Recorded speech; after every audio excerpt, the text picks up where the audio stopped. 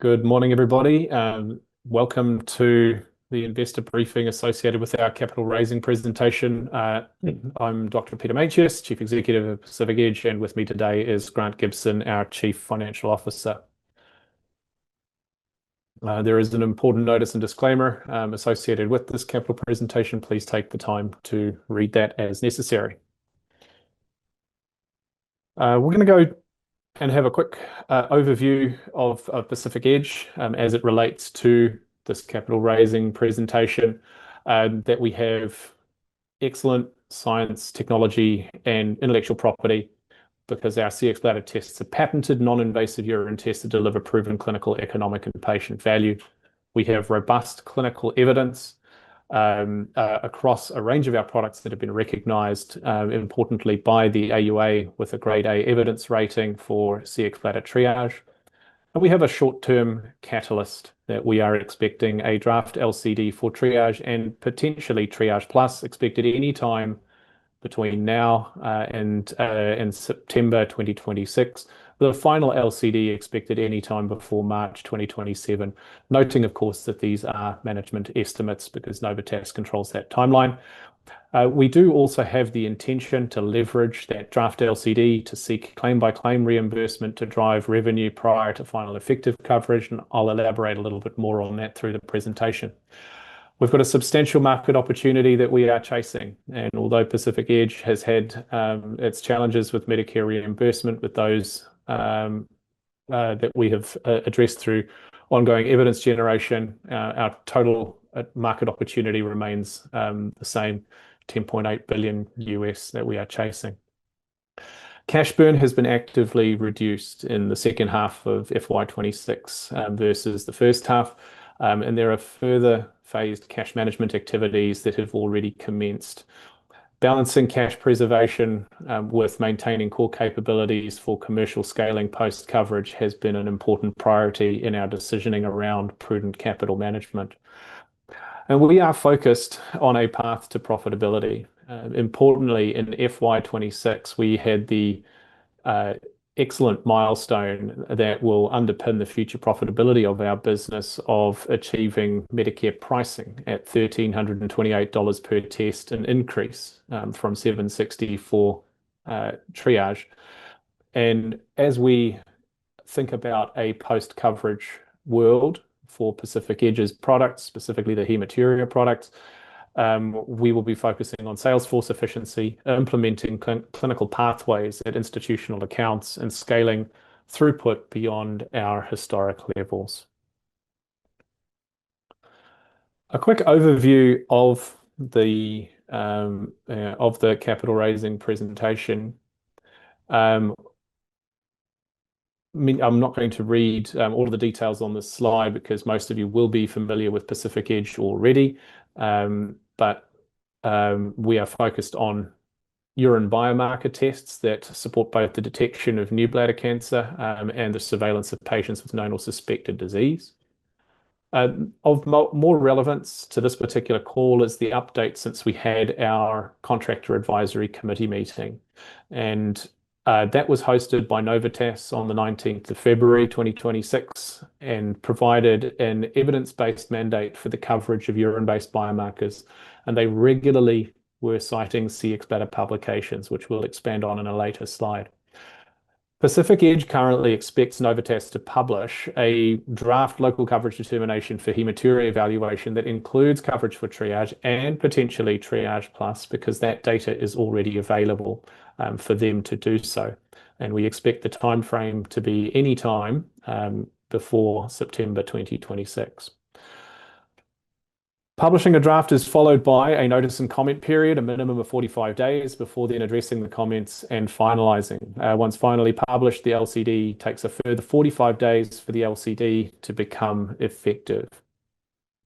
Pacific Edge has taken several actions on cash preservation, on the topic of cash preservation in FY26 to reduce the monthly average cash burn to 2.4 million a month, down from 3.3 million per month for the first half of 2026. The way we have been able to do that is through reductions in working capital, phasing and prioritizing of R&D and clinical studies expenses, deferring CapEx, reducing headcount, and not backfilling departures within the commercial team. In FY27, Pacific Edge has commenced further phased reductions toward a target monthly average cash burn of 2.5 for the full year versus the 2.85, which is for the combined full year of FY26. With further prioritization of R&D, clinical studies expenses, travel reduction, shifting discretionary cash compensation to equity awards. Pacific Edge is balancing cash preservation measures with protecting core assets of the business to preserve our ability to scale commercially after Medicare recoverage. Key upcoming milestones and a focus for this presentation. The anticipated publication of the draft LCD with clear policy language that demonstrates medical necessity of Cxbladder triage and potentially triage plus. We make that statement given the mandate that key opinion leading urologists gave to Novitas on the contractor advisory committee. Leveraging that draft, once published, we will seek claim-by-claim reimbursement from Novitas for hematuria testing that would assist with increasing revenue and reducing cash burn between the draft and the final effective LCD. Final coverage policy from Medicare is expected to unlock revenue from commercial payers as well as Medicare by 1, removing the key reason to deny, 2, providing language from commercial payers that can adopt their own policy, and 3, leveraging state biomarker laws, which I haven't talked historically that much about, but do provide a mandate for commercial payers to pay for any test that Medicare pays. And it's an initiative developed by the American Cancer Society that becomes increasingly important once we regain Medicare coverage. Pacific Edge is currently targeting to submit Cxbladder Surveillance Plus for a CPT code as well during the next financial year. And importantly, if that date is achieved, that would lead to claim-by-claim reimbursement by July 2027. If that date is not achieved, you have another opportunity to submit 3 months later. So coding submissions are quarterly in the US. We remain optimistic that Te Whatu Ora Health New Zealand is considering Cxbladder for a national clinical pathway for hematuria evaluation in 2026 and seeking that information in the coming months.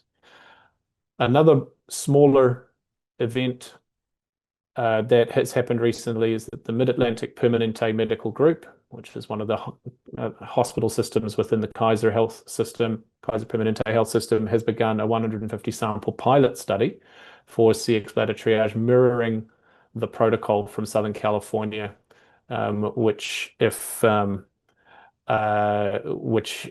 successful may lead to future expansion within the Kaiser Permanente Health System to the Mid-Atlantic region, and there are 800,000 lives in that system.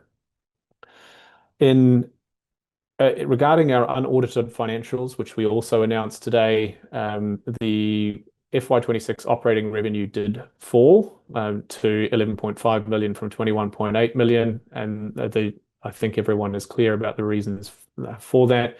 It is as a consequence of the non-coverage determination that ended Medicare reimbursement, and has also impacted our total laboratory throughput, falling 21.4% to 18,784 tests from 23,885 tests.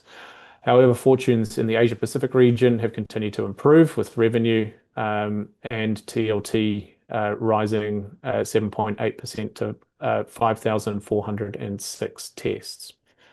Total expenses fell, and I won't read out all of the details there, but they are available to you. Importantly, though, cash burn reduced to 2.4 million per month from 3.3 million in the first half, and further capital preservation initiatives post financial year end are targeting a monthly average burn of 2.5 for FY27. Cash and cash equivalents were 5.1 million at the end of April, and the net loss increased to 35.7 million from 29.5 million in FY25. This capital raising, Pacific Edge is conducting a $24 million placement and retail offer for new Pacific Edge ordinary shares, with funds used to strengthen its balance sheet to support ongoing operations and growth, support the company to achieve Medicare coverage, and continue evidence generation, product development, and innovation. The offer price is 17 cents, which represents a 2.3% discount. Right, moving on to our financial snapshot for the year for FY26. So there were 24,190 global tests, which is a reduction driven predominantly by the performance in the US. The trend is similar for the 18,783 commercial tests. Operating revenue did fall to 11.5 million, leading to a net loss of 35.7 million. But importantly, the cash burn was dramatically reduced from 3.3 to 2.4 million.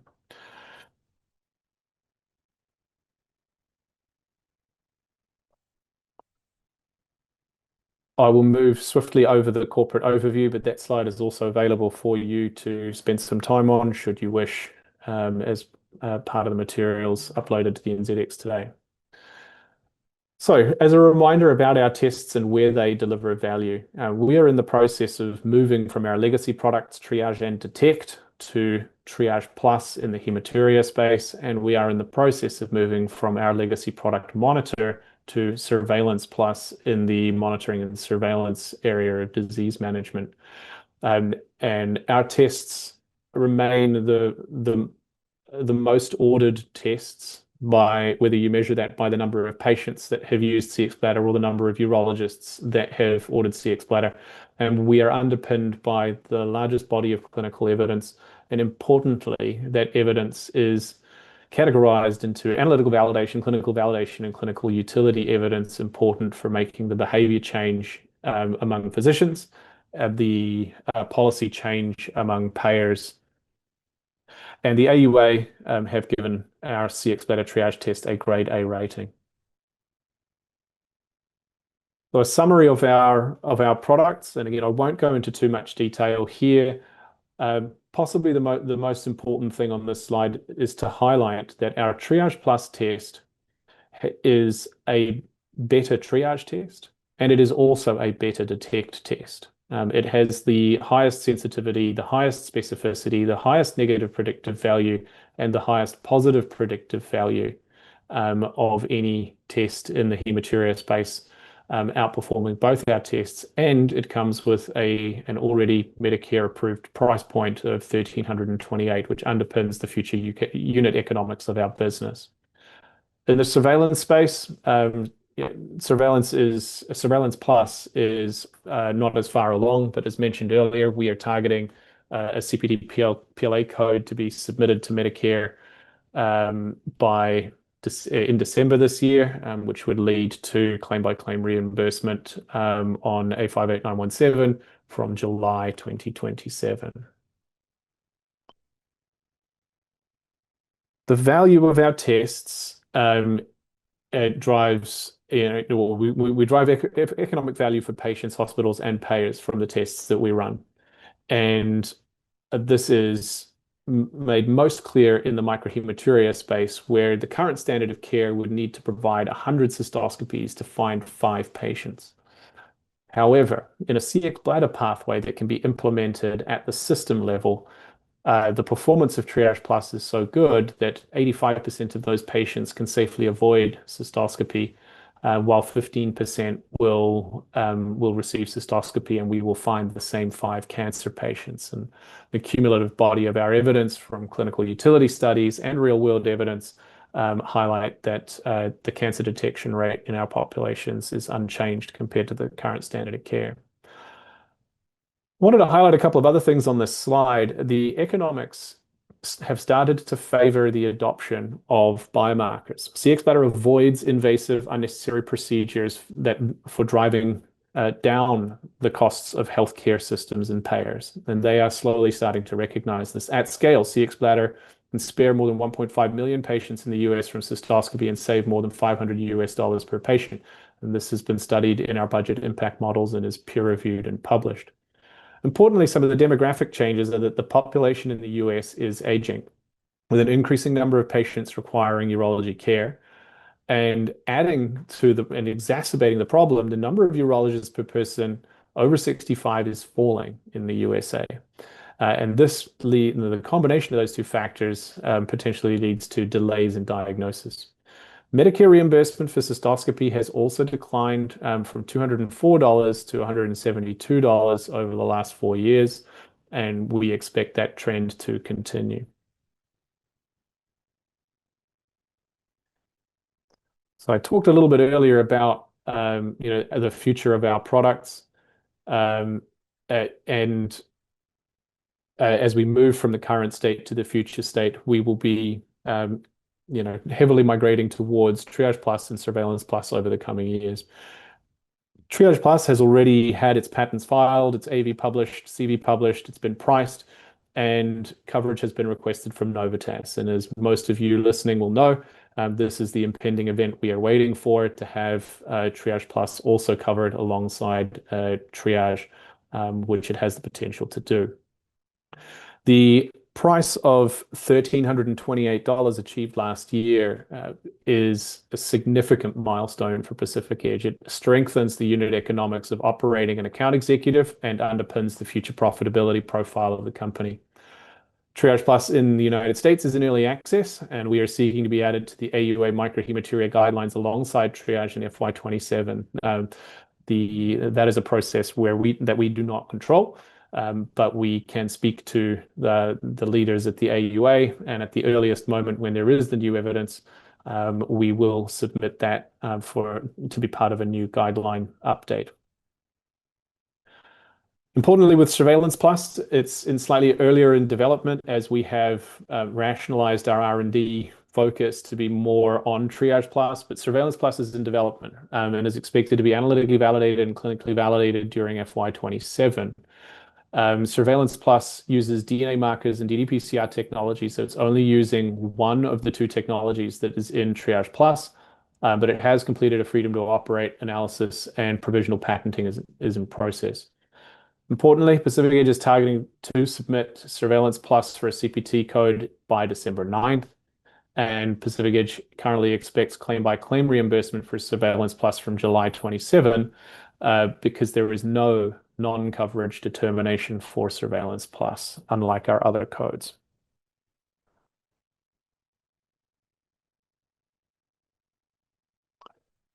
So I wanted to walk through a summary of what we actually achieved at the Contractor Advisory Committee. Importantly, there are a number of independent expert panelists, some of whom are familiar with Pacific Edge's literature and have participated in Pacific Edge's studies. They are experts in biomarkers, experts in hematuria evaluation, and many of them are among the people who, within the AUA, have been part of the drive for change. So what we saw on the CAC was that the committee regularly noted the strong clinical evidence supporting Cxbladder triage and Triage Plus throughout the call, but most notably, they referred to the Strata study and the Kaiser study. One of the Strata study, of course, is clinical utility evidence, and the Kaiser study is real-world clinical utility evidence. The panel supported the use of validated biomarkers across all hematuria risk groups, and as those who follow the company closely, you know that we have the AUA have recommended the use of Cxbladder triage for intermediate risk. And while intermediate risk is the largest of those risk categories, that still reflects a narrower patient population than what is potentially available and how physicians would like to use the test. So this creates an extraordinary direction to us as a business to say, well done on getting guidelines inclusion for intermediate risk patients. Continue to focus on higher risk patients and repeat cases, repeat use in recurrent cases, and as an adjunct and for reflexive after inconclusive tests, because these are other modalities and other use cases that physicians believe are underserved. So there's more opportunity than the indication that we currently have.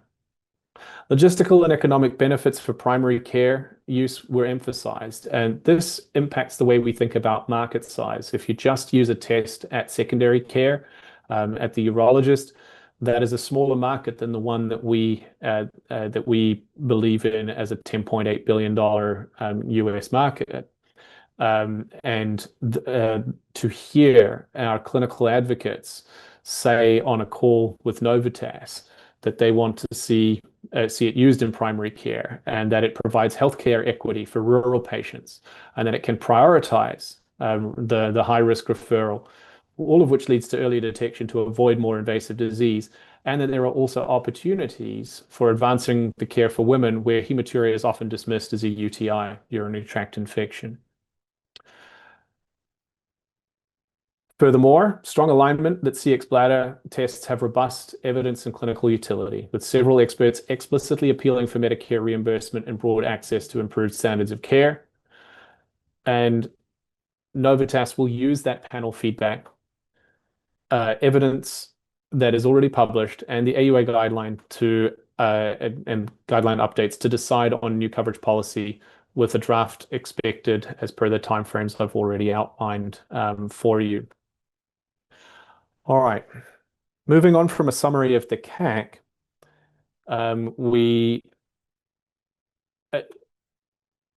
we have for some time, since the moment that we lost coverage, been determined to regain it, and we are closer than we ever have been.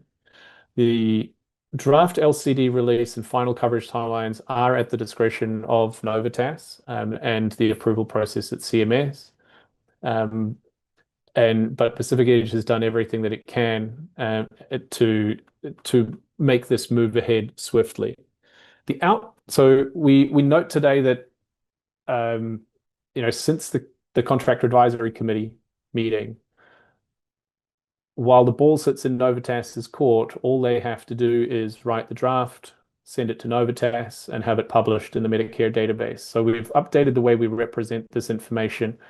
And while these are management estimates, these draft coverage could be possible anytime before September this year in our estimates.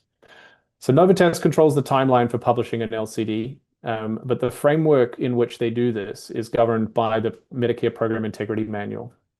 A draft LCD is subject to a notice and comment period for a minimum of 45 days, including an open public meeting. After draft coverage is announced, we would expect ourselves and our key opinion leaders to attend that open public meeting and also to provide comments.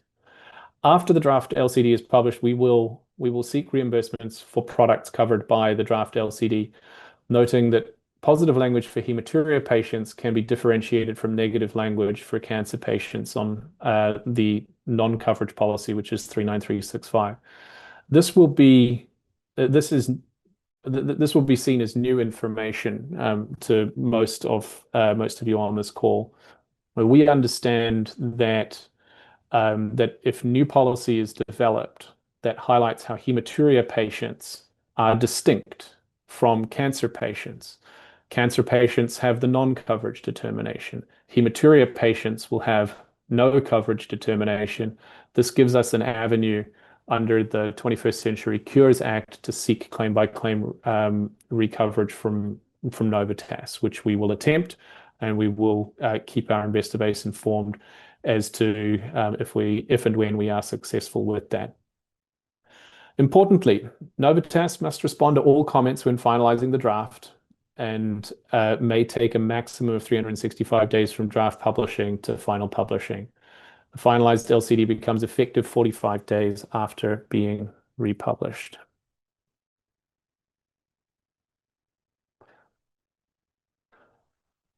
Another important thing we want to highlight for investors and shareholders is that Medicare coverage has proven to be a barrier for us in the commercial payer space in some contexts. And while commercial payers are able to make independent medical decision, excellent example has been Kaiser Permanente, and other excellent examples of that has been Blue Cross Blue Shield, specifically of North Carolina and South Carolina, but also under the group purchasing agreement that we have.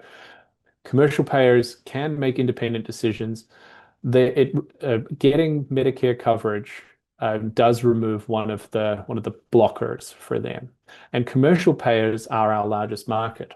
So specifically for the intermediate risk hematuria, microhematuria patient. So commercial payers are a significant opportunity that is almost 4 times as large as our Medicare opportunity.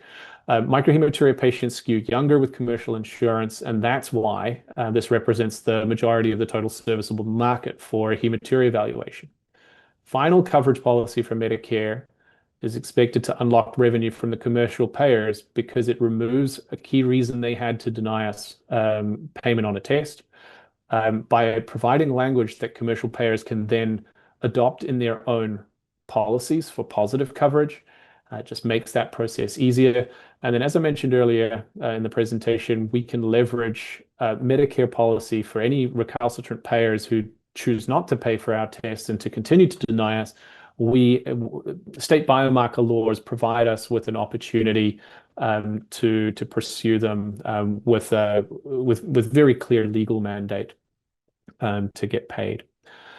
So with all of that said, the commercial payer market is highly concentrated among the largest payers, particularly UnitedHealthcare and the Blue Cross Blue Shield network. But each insurer has multiple plans, creating a complex coverage landscape. We focus on establishing medical policy first. And we do that either directly with payers or through third parties like Avalon, Evercore, Carelon, Concert Genetics, and ECRI. And Pacific Edge has already got positive medical policy from Avalon and ECRI, and we've kept shareholders updated about that.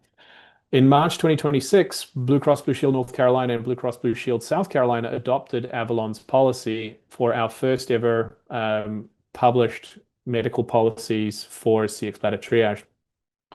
And this, again, to give investors comfort about our level of confidence and timing for a Medicare LCD, this is a higher bar than is typically needed for Medicare, and we have already achieved it.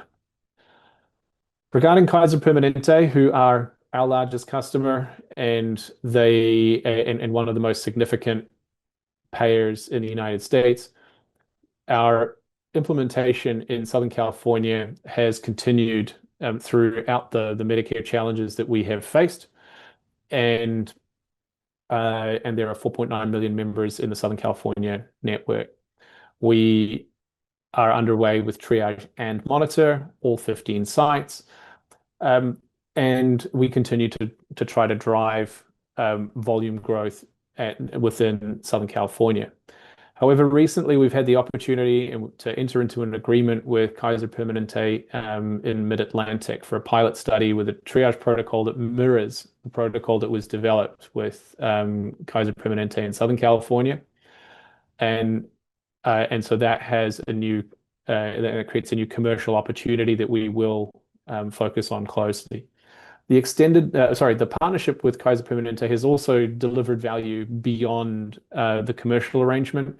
And in a couple of slides, I think I have the summary of. No, I think in prior presentations we've talked about and it's in Appendix 3 of this presentation. The value of the real-world evidence study that we have done with Kaiser Permanente. It is the largest hematuria evaluation study using a urine-based biomarker anywhere in the world, and it's fantastic to continue to have them as a partner. All right, so looking at some of the financials, so the volumes fall, even though we are moving things ahead from a Medicare policy perspective and building momentum there. The overarching headwinds have been quite substantial in the US. We are down 16.3% on the financial year 25 after the non-coverage determination.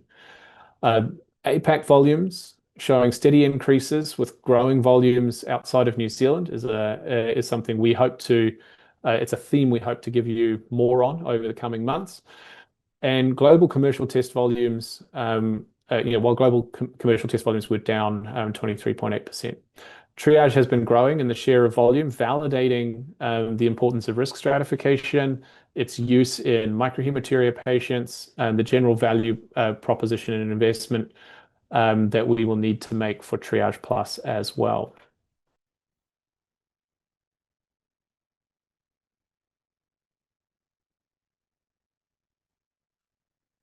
So on other key metrics, we ask our investors to track sales force efficiency lays down the foundations for growth. US operations have faced numerous challenges, and so volumes have been down. But we want to highlight for you that the clinical commitment has been maintained roughly steadily. Even though there are fewer ordering clinicians, the tests per clinician has stayed roughly constant. We do consider that to be an extremely important metric around which we will prioritize future commercial success. Similarly, our US sales force efficiency, which if we can maintain as we move forward with Medicare coverage and at a higher test price for Triage Plus, that will put Pacific Edge in an extremely good position going forward. Couple of other qualitative messages here. The APAC commercial and clinical operations unit, when you exclude R&D costs, is trending towards profitability on a direct cost basis, with an FY26 cash burn rate of just over $500,000, which is a 40% improvement on the prior year. So we've typically not broken this down for investors, and we want to make sure that you understand the parts of the business where we have not had operating headwinds.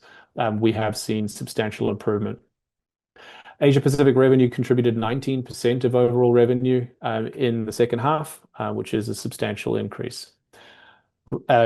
Some of that was driven by a repricing initiative in 2025 that was important because our prices in New Zealand in particular were too low. New Zealand does still enjoy the lowest pricing within the Asia Pacific region as our home market.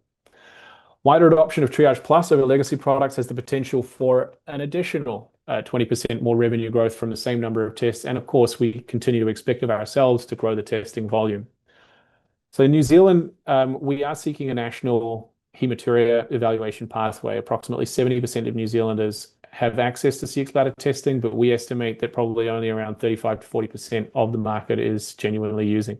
A national pathway will help to reduce that gap, ensure health equity for everyone who has hematuria regarding their risk for bladder cancer. Australia continues to be in business development, but we have had some recent success focused on hospital contracting. We signed Townsville, and they have become one of our more productive users of Triage Plus right out of the gate. Our longer-term strategy for Australia is to have the tests run in Australia and to be able to get MSAC reimbursement for that when we have simplified Cxbladder to the point it's a kit-based IVD. In Southeast Asia, business development with some early wins, and the most notable of these, of course, is Singapore General Hospital. They have implemented the first clinical pathway for Cxbladder products in March 2026. The market in Singapore is very different from our home markets and from the US market. Health insurance is largely paid by the patient, but they do have personal health insurance accounts that are set up specifically to be able to pay those patients. Given those market dynamics, we're not yet bullish on how this will play out. We're actively, but it is a source of focus for us in how we drive additional volume and additional revenue from Singapore.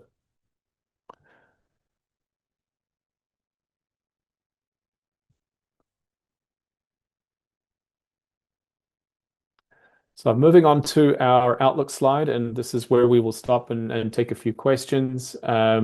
We do have a draft local coverage determination sometime in our near future, and expected any time before September 2026.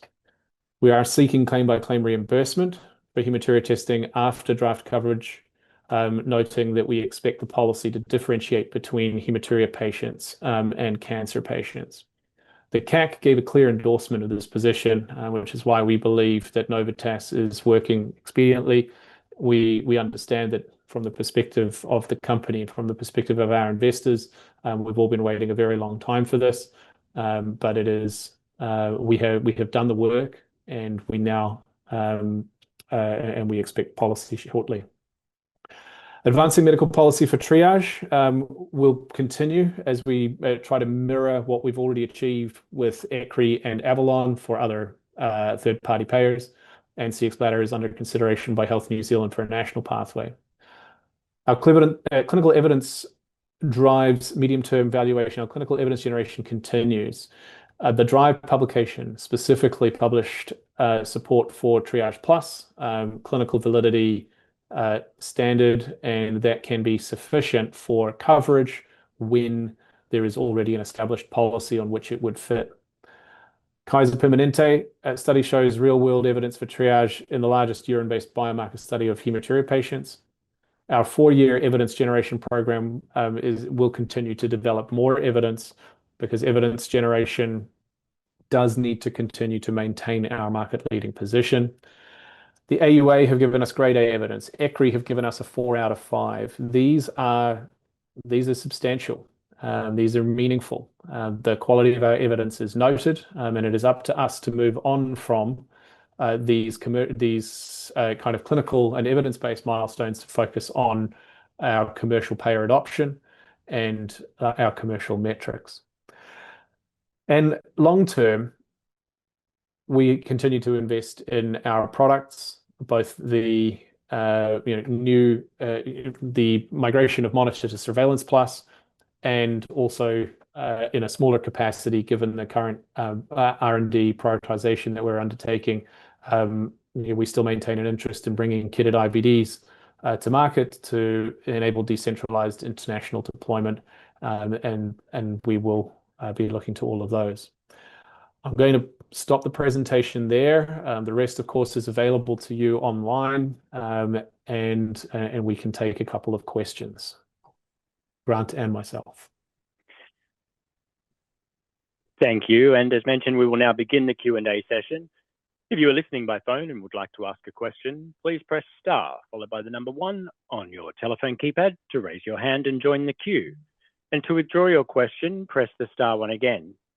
When called upon to ask your questions, please use your device handset and ensure you are not on mute. Again, that is star 1 to raise your hand. And your first question is from the line of Ben Crozier from Forsyth Barr. Please go ahead. Morning, guys. Well done.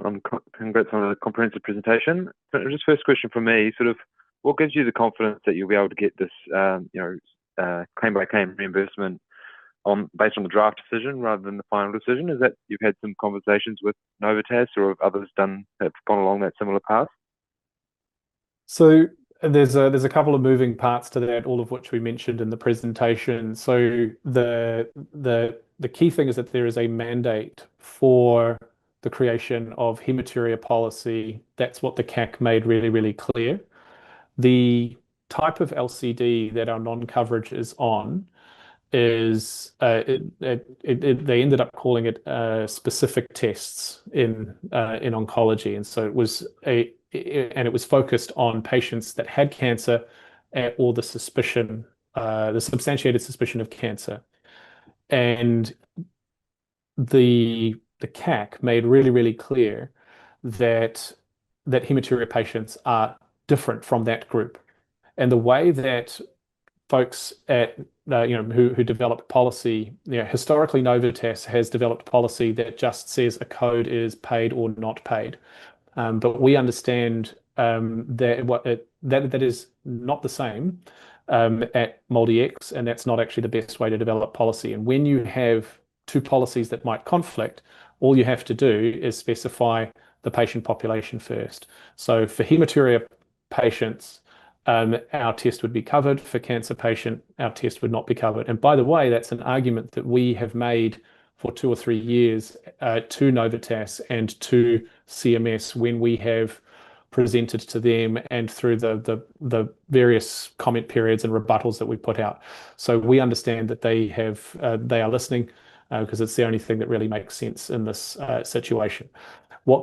So we haven't put a number on our level of confidence, so that we're confident the path is available, and that's why we have been clear with our language that we will be seeking. And the 21st Century Cures is an act that allows a test that if we can demonstrate that it is not non-covered, that is something that Novitas could in theory be able to pay for.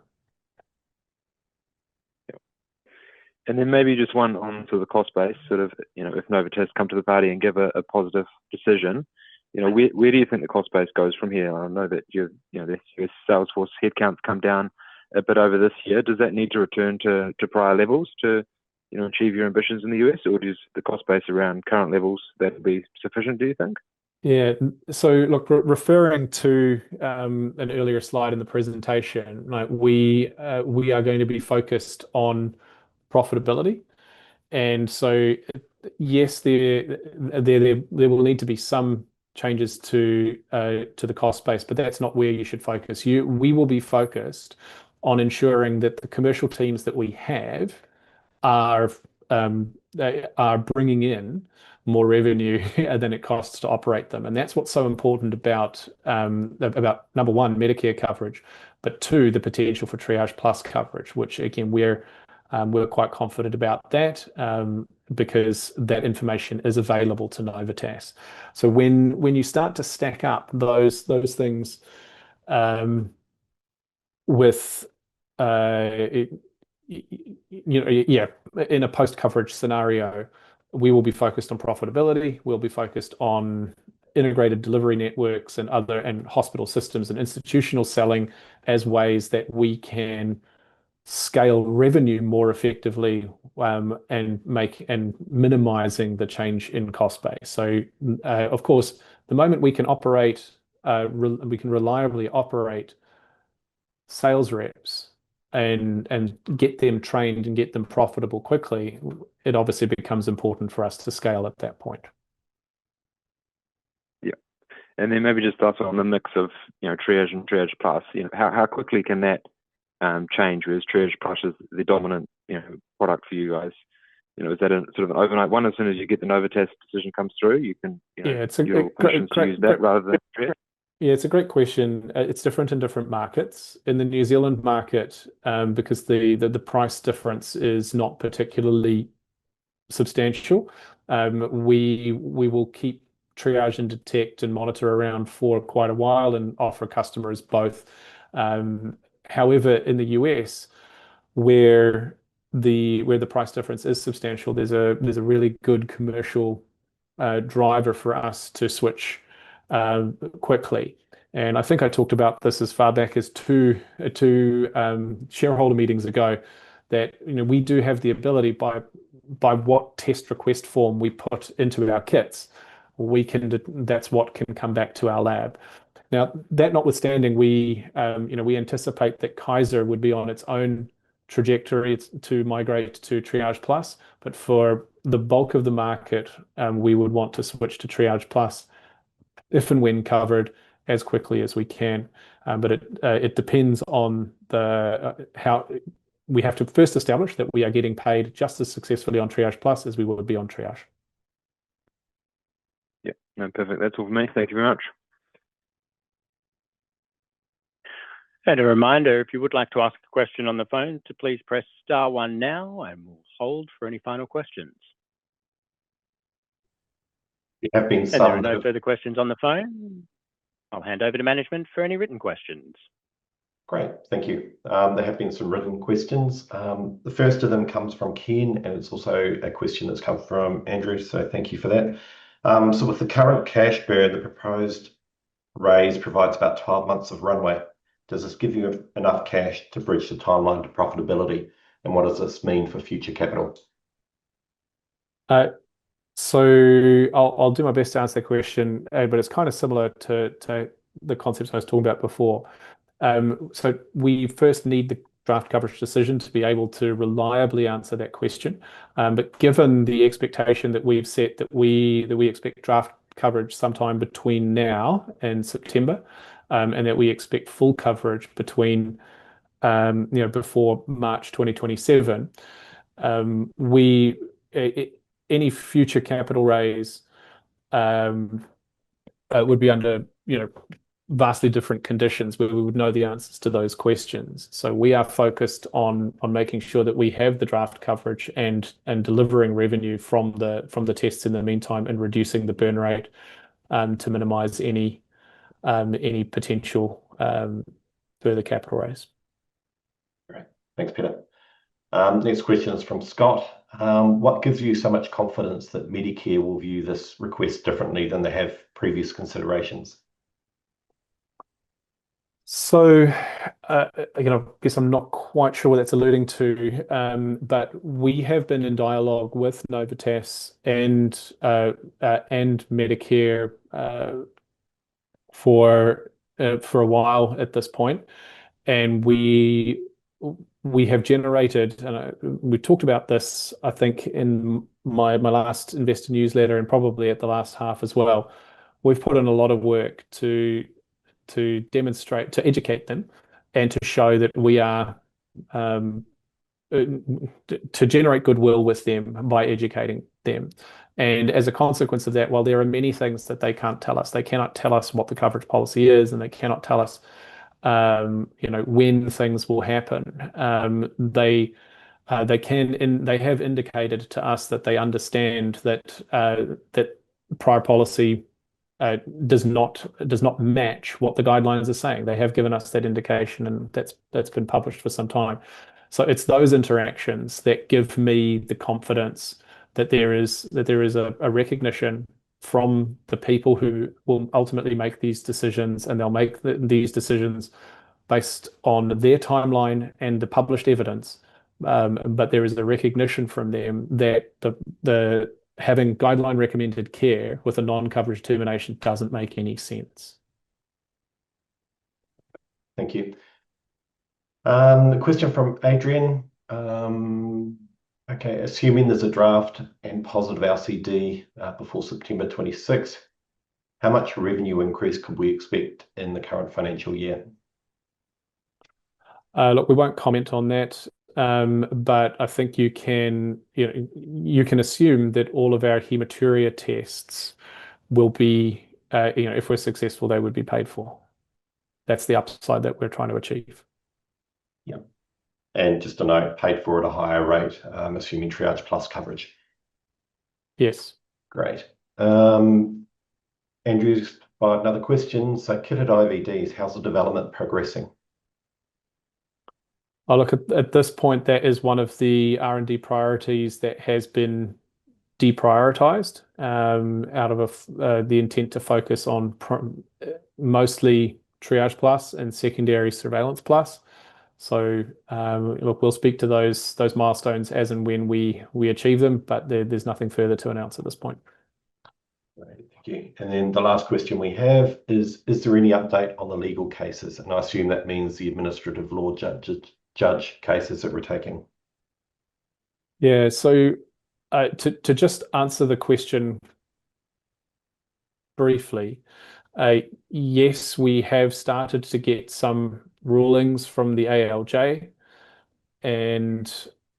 but we do not have enough information to be able to comment about what the trends are and what the changes are. So we're adjusting our legal strategy to maximize any revenue that we can from tests that we are appealing. But there's nothing to update the market on at this time.